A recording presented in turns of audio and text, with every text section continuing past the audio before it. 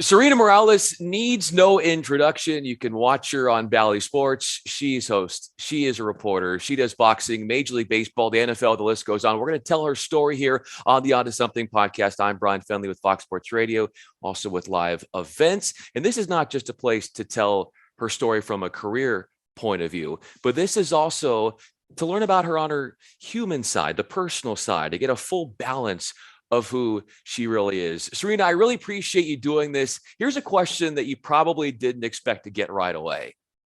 The highlight of your baseball career.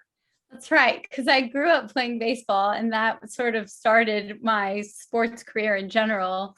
But yes, picking up a bat in the Bronx is sort of like getting a Metro card and riding the subway. It's sort of like the necessity of being from the Bronx, New York. So I would say the highlight of my baseball career was probably making an all-star team back when I was a teenager. I played from 7 years old to about 17 years old. I stepped away from baseball for a few years just because it wore on me. It's still, I'm sure, very difficult for women to play baseball, but back when I was playing baseball, there was one moment that kind of stood out to me that was perhaps the test that I needed to see, like, do you really want to keep doing this, or do you need to step away and go to softball, which I eventually did. And then I hung up my cleats completely and went into sports journalism. But I went and played in Allerton baseball field in the Bronx. I played for the Allerton Baseball League, which was outside of my high school. I wasn't allowed to play for my high school baseball team because they had a softball team. So I played for the softball team at DeWitt Clinton High School, but I also played at in a baseball league outside and tried out for a team, made the team. And my first at bat in that league, I was, I guess, 15 years old, 15, 16. And all the guys on the other team sat down on the field when I went to face the other team.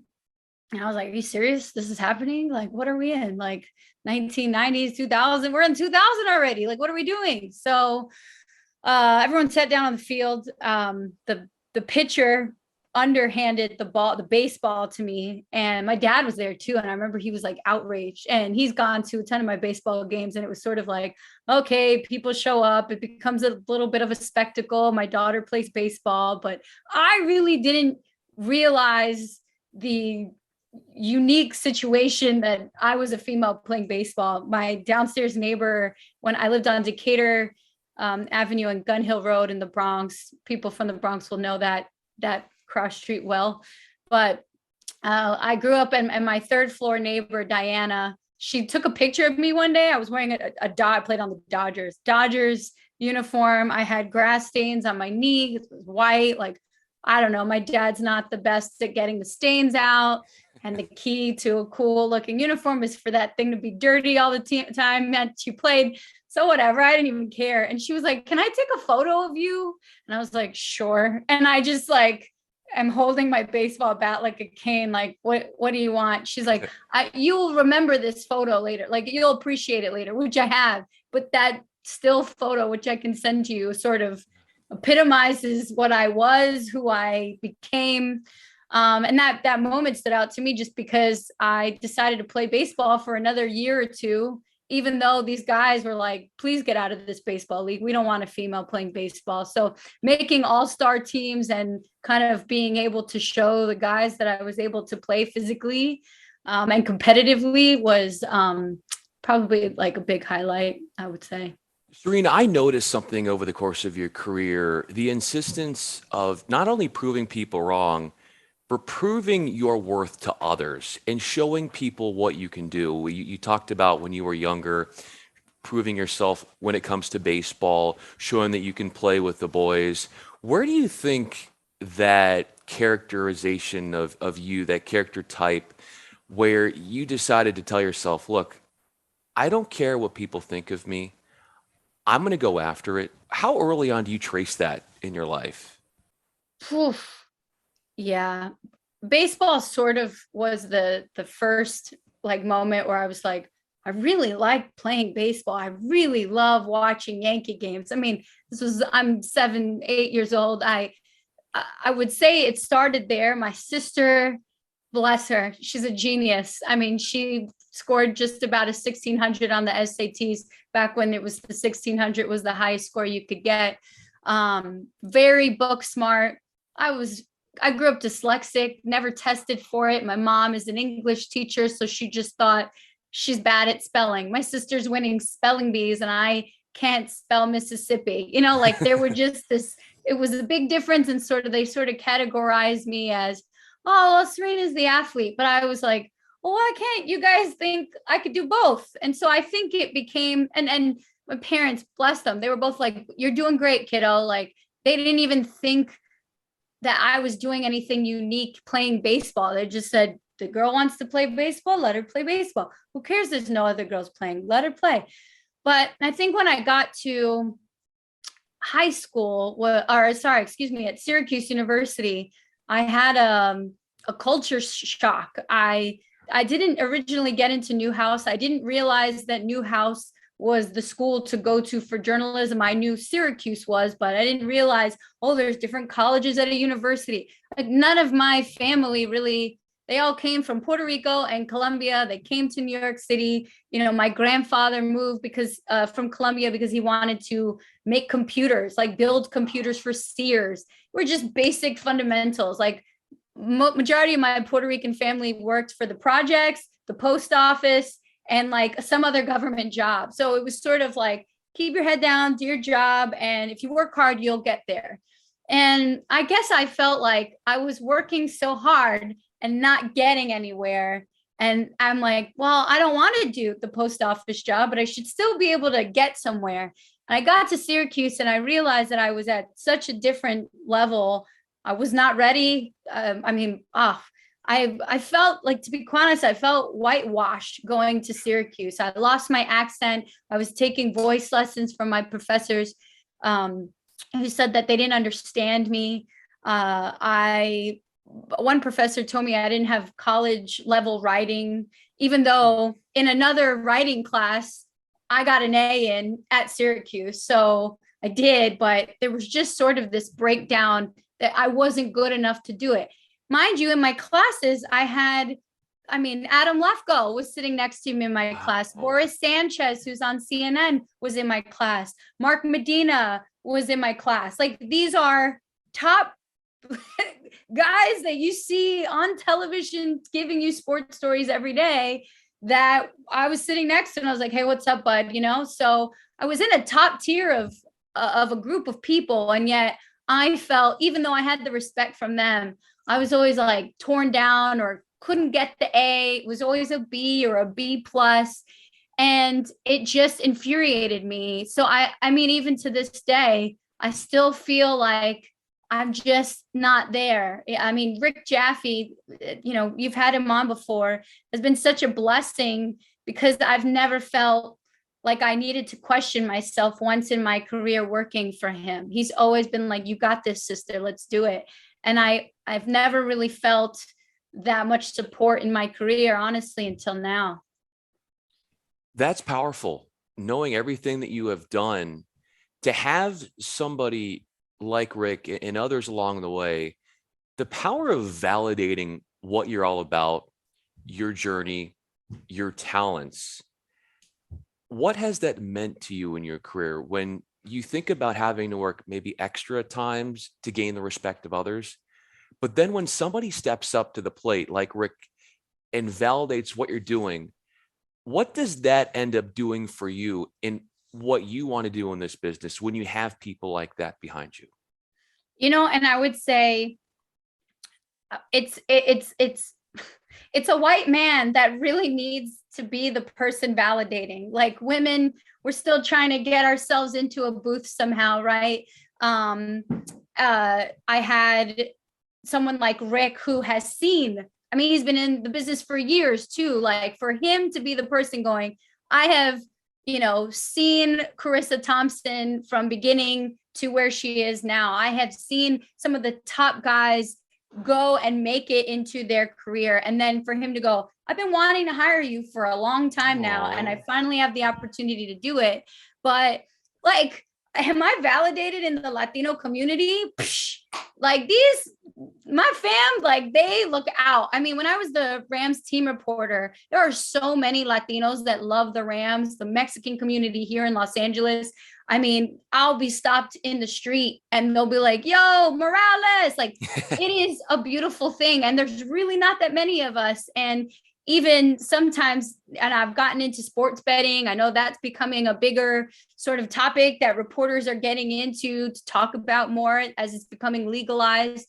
Even knowing that has been sort of like, oh, wait, you're a Latino that knows sports betting and you can talk sports and you played baseball. Like, what in the world? But at the time when I was at Syracuse, it meant nothing. I mean, I was asking questions at Syracuse. I don't know. I prefer to, yes, watch sports the majority of the time, but also listen to classical music on a drive just to change and stimulate my brain differently. I grew up taking improvisation classes because my mother was teaching English as a second language to students in the Bronx. And instead of, teaching them to pass a test necessarily, she was teaching them to get through life. So how do you use your hands? How do you make eye-hand coordination? How do you figure out what someone's talking about, even if you can't understand the words that are actually what they're speaking? So I probably had a way different way of education. You come from the Bronx, you're in, oversized classrooms, overpacked classrooms.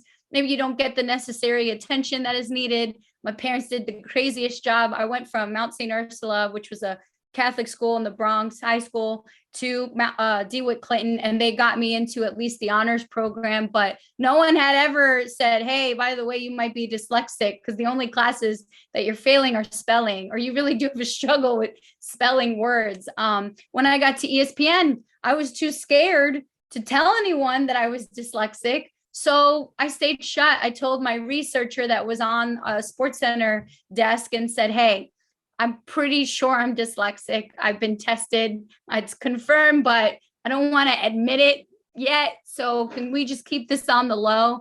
And if there is a highlight or a stat that you're writing out, and you know this, like in stats, one word changes the whole stat. So you got to be careful with those things. But if there was like an M and an N next to each other, I'm like, can we just reword this so that it's still factually correct, but I can read it easier? It comes off my tongue easier. So, I shared it with very small amounts of people because I didn't want it to be an excuse that I couldn't do my job. So for 3 years, I went through ESPN. No one ever knew anything. And I do think that that's a problem because you grow up and it's not about like, oh man, you get through the streets of the Bronx. Like it's so difficult, or, class. Like I grew up in a 1-bedroom apartment in the Bronx for so many years. Me and my sister shared the bedroom, and my parents slept in the living room on a pull-out couch. My mom's going to kill me if she hears me say that, because she's like, don't talk about those days. But those are the days that you think about when you get all this success later on and you're like, holy cow, like I kind of figured it out. But there is still this question, the same feeling that I have when I go up to bat playing as a 15, 16-year-old in the Bronx against a bunch of men. I still feel that question of, am I good enough? Am I secure enough to continue this career, or do I leave it because I've never felt fully welcomed? It's never been something like, even if you mess up, we got you because you know enough and you are really good at your job and we've seen you succeed. I always feel like I'm auditioning, even though I've had jobs for years in this industry. But don't you think, Sarina, having that mindset, ultimately there's a roundabout positive in that it continues to power you, continues to motivate you. It continues to make you think that, yeah, you have to prove yourself. But what the fact is, you're always going to be on your game. And so my question for you is this: from you talking about your start in the business and you having to feel a certain way, which wasn't necessarily who you are, your truest self, how far along in the way in which your career has progressed, how much closer do you feel like you can be who you really are now compared to when you were that wide-eyed freshman at Syracuse? I mean, the fact that I talk about it openly now, I'd say, I'm maybe halfway there. I don't think I'll ever feel comfortable unless my name is Oprah. I really don't ever think there'll be a moment where I'm like, okay, we're good. I mean, this past couple seasons, I really kind of was like, I'm just going to try everything. I'm going to bet on myself. I left the Rams, which was a great job, to go to Bally Sports and freelance. I've been freelancing with them for the past year. It's been amazing. And, working with Rick Jaffe and Bally, they were like, hey, you want to cover boxing? Sure. Like, let's do it. I know you played baseball. You're going to cover baseball. Okay, let's do it. Obviously with the NFL, I feel pretty comfortable now because I've covered it for so long, but even, sitting with guys, I'm working with Mike Silver, and like him and I just kind of work in tandem without even a thought. But I probably prepare more than people realize. Like my boyfriend can attest to that. Like he's like, dude, I mean, I hired an intern on my own just to help me make sure that I had enough time to prep correctly. As you know, being on camera, you got to be mentally sort of calm before the storm. So you have the headache, then you calm yourself, and then you kind of go through it, right? But the prep work and the calm before the storm, sometimes I was working 4 jobs last NFL season. I was hosting a betting show, working for Bally. I was working on some feature stories. I was hosting a ton of like random things here and there. And so for me to think about like, okay, what do I need now? Let me get someone to help me research and pull some information together. Like I did that, but I think that's kind of, I'm aware of the fact that I don't necessarily know I'll ever be comfortable doing it. Maybe there'll be a point where I'm like, let's do it. I'm in my sleep. Like I definitely can do that, but I always feel the need to, let me just prepare one more thing, because if you're listening and you hear it, you don't want to miss that opportunity of, I know exactly what they're talking about because I already read about that with ex NFL player, ex coach, whatever. So, I mean, I probably am the over preparer of all time, and then no one ever realizes it. But maybe I'd probably say I'm halfway through and feeling comfortable. You know what? You know what it is, Sarina? People will realize if you are underprepared, but if you are prepared, they're not going to say anything. But that's how you know you're doing a good job. Sarina Morales is with me. I'm Bryan Fenley. Of course, she's with Bally Sports. I'm with Fox Sports Radio. You go back to the humble beginnings and the way in which your mom and dad were there to provide for you. When you talk about the ways in which you will go about preparing and over the top, the work ethic, how much of that was crystallized within you by what you saw your parents sacrifice? Oof, yeah. I mean, from my parents, my grandparents, it is just ingrained. Like if you ain't working, you're wasting time. I mean, my grandfather worked, Ugo, still alive, still chilling. He worked for the MTA, for the subway system in New York City till he was 80 years old.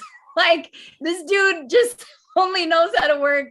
And like our family jokes, even like, when do people retire? I don't necessarily know I'll ever retire from this. So, it was ingrained, instilled in us for a young age. But I think, honestly, playing baseball and being put in these very uncomfortable situations my whole life, like if I'm playing baseball, well, you can't play. I'll show you I can play. So when no one's watching, I'm doing extra. I mean, it's why I actually got injured so many times, because I practiced with the DeWitt Clinton baseball team for a few years.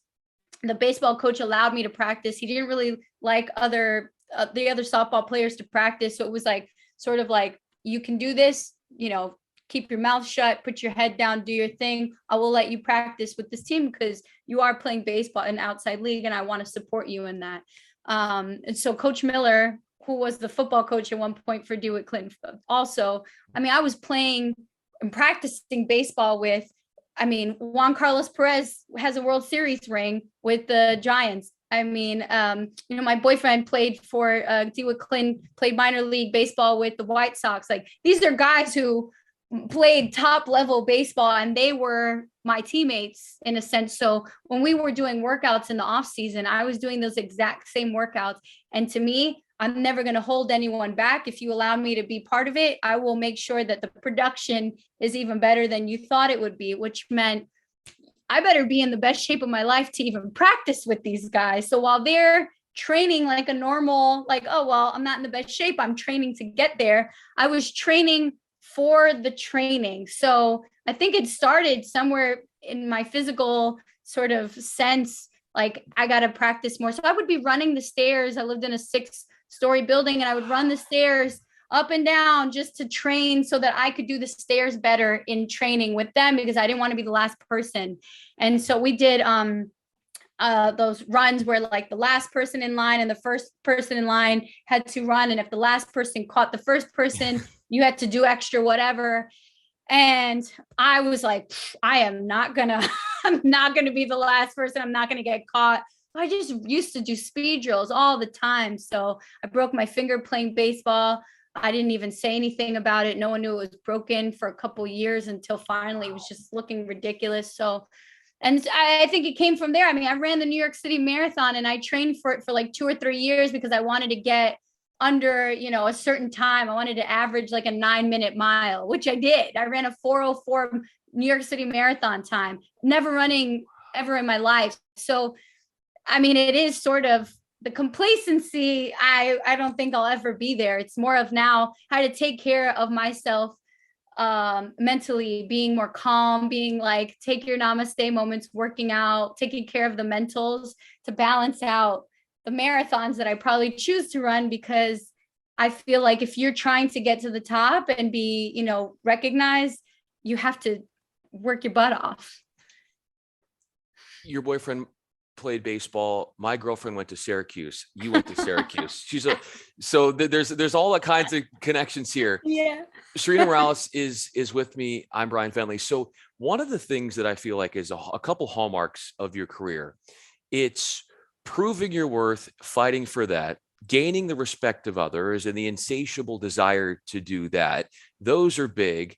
And there's also this notion about you to not only prove people wrong, but to take a feeling of being uncomfortable and then making yourself feel comfortable because of it. Like, you've benefited so much of that. So how do you comfort yourself in knowing what you've done so far, what you've done, how you've accomplished it, the work you've put in, when there's always that love of being uncomfortable, because it's going to help you moving forward, but that comfort that you give yourself, what does that look like?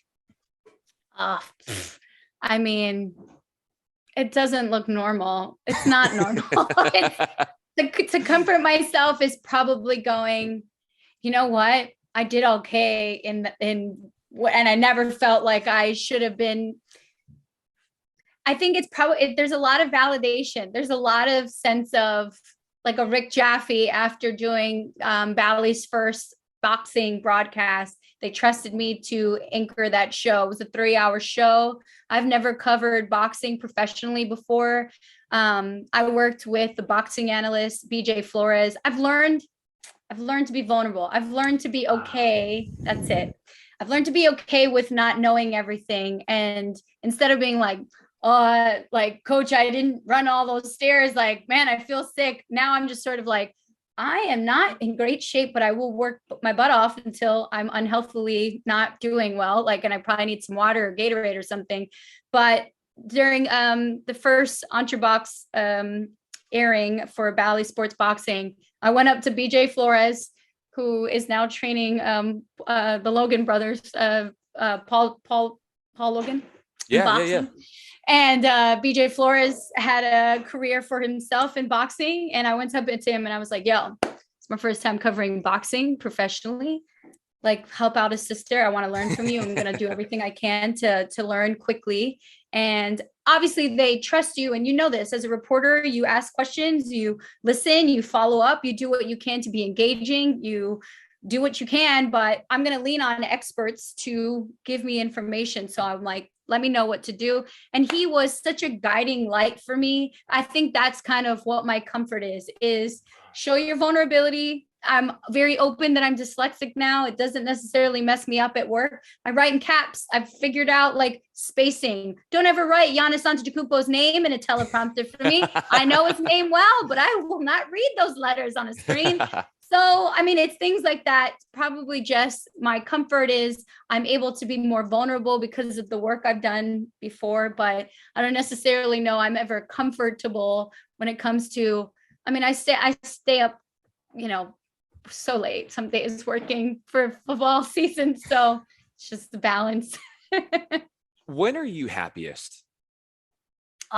Interviewing. I love interviewing. I like finding that moment. I'm sure for you too, like the moment where they break and they forget they're in the interview, but they're still like, oh man, you just got that part out of me. One of my first moments that I had this bliss was I worked at Nike. I was an intern and I was like their Nike field reporter. They hired me as sort of a glorified intern to be on camera and interview all their athletes and show off all their Nike merchandise. How do you succeed? What's your means for performance? It's a marketing ploy covered as a reporter's job. That being said, I was selected out of like hundreds of people who applied for this job and I won it from a video that I did. And one of the first interviews I did was with Sarina Williams. And I was like, I am going to have her remember me. I want her to remember me so that if I do any more interviews with her, we can have a good relationship. My name's Sarina. Her name's Sarina. This is going to be great. So I remember my last question to her was, you wear all this jewelry, you wear all this bling on you when you play tennis. And mama always has to take my hoop earrings off when I'm in basketball or baseball, the chains, this all has to come off. So how in the world do you not whack yourself in the eye or get hurt in a match? And she broke and she goes, oh, I have trials. I have jewelry on the side when she is training and she'll pick jewelry out, put them on. If they whack her in the head, she takes them off. She goes, that's not the earrings for me. That's not the necklace for me. And this was like in her prime, like when she was everywhere. I mean, she's still everywhere, but I mean, I was getting her, this was like 10 years ago. So I got her talking about that. And I was like, what? So I was also insanely impressed by the fact that this woman cares that much about all the visual things as well as her game in like, you know, all together in this package. Like, this is why Sarina Williams is the greatest tennis player, one of the greatest athletes of all time. She's thinking about all of it. You got to feel good. You got to look good. You got to play good. It all comes together. And I broke it because I was genuinely curious as an athlete, the hell are you doing wearing an earring? And no one really asked her that question before. And I broke it. Like I broke that moment with Sarina, who is beyond PR'd, like knows exactly how to answer questions. And so that was sort of like that one joy moment. So when I can get it, you know, when people get emotional, I love it because I feel like we are like archaeologists, like just kind of scraping at the bit, like, oh, I learned something new about our history that hopefully someone else learns and can figure out, you know, how to manage their lives, how to be the best athlete of all time, because we were able to scrape something away from someone else. Just little bits, you know, it takes some time, but that's what really makes me so happy. I want to leave you with this because there's such a talent to what you just described. So many people think they're good interviewers, but they can't do what you do because they ask the wrong questions, which you do not. And it's so cool when you have that moment because, like you said, you become so much more than just an interview, a camera on. It's a conversation that you would just have transparently with somebody without any thought of a camera or anything recording. And that is where you get the beautiful moments of an interview and what you have been able to capture over the course of your career. Last question for you, Sarina Morales. I'm Bryan Fenley. How would you reflect upon the way you've picked yourself up through tough times and carried yourself through? It's not easy. Like sometimes, you know, there's therapy. I believe everyone needs a good therapist. There's the mental, the physical that goes so hand in hand, which is why I think I admire athletes so much, because I don't think that they get enough respect for they get respect for the physical side, but the mental side is, what is the Yogi Berra quote? It's 90, baseball's 90% mental and the other half is physical. I mean, you've got to have this clear or you're going to screw up. Like if I know I'm screwing up, I'm going to screw up. And so it is a lot of, I live in Los Angeles. I go on hikes. I call friends. I vent to people. It is the vulnerability. And then also, just making sure that I'm doing things that also doesn't revolve around sports. I think that's really important, getting away from it and knowing like this is not the center of your universe and you don't have to do this if you don't want to. I was very successful being like social media manager, sort of overseeing like social media, like writing out strategy, going into marketing. Like I had a job in that probably could have paid me way better than I'm being paid now. And yet, there's something that keeps bringing me back to being a reporter and a host and being on camera. That element of like, okay, we're going live. I mean, you can't beat that adrenaline rush. That is the rush that, excites me the way I love traveling. I think, traveling and getting a different perspective is probably what feeds me to be okay with it all. Like, I would tell everyone, get out of America, go travel, especially now with, it's safer to do that because the perspective you get sometimes helps you in interviews with other people, but also kind of gives you a different sense because I feel like we often copy the next person. Oh, you ask the same questions in sports. I mean, we all kind of see the press junkets where, the guys are sitting there and they're like, I don't want to be here. I'm tired. So what can you do to get the most out of these opportunities? And sometimes it's stepping away from it, coming back with a fresh mind. And sometimes that's the best medicine to it versus overworking or doing all the research you can. Sometimes it's really like, I'm going to get what I can get and it's going to be okay because I've also traveled the world and I have lived a good life. So I'm not going to be upset if, LeBron James doesn't answer a question every once in a while, so there's a balance. Sarina, you've lived a great life. You are inspiring along the way. I love your energy. I love your charisma. I love your attitude on life. And I appreciate so much your beautiful portrayal of your life, being vulnerable and learning about how you continue to fight for what you know is right, fight for what you truly are and what you're about. And you inspire me, you inspire many. And thank you so much for coming on and telling your story. I'm Bryan Fenley. Sarina, thank you again for doing this. I'll see you soon. I'm going to just keep bothering you. Yes.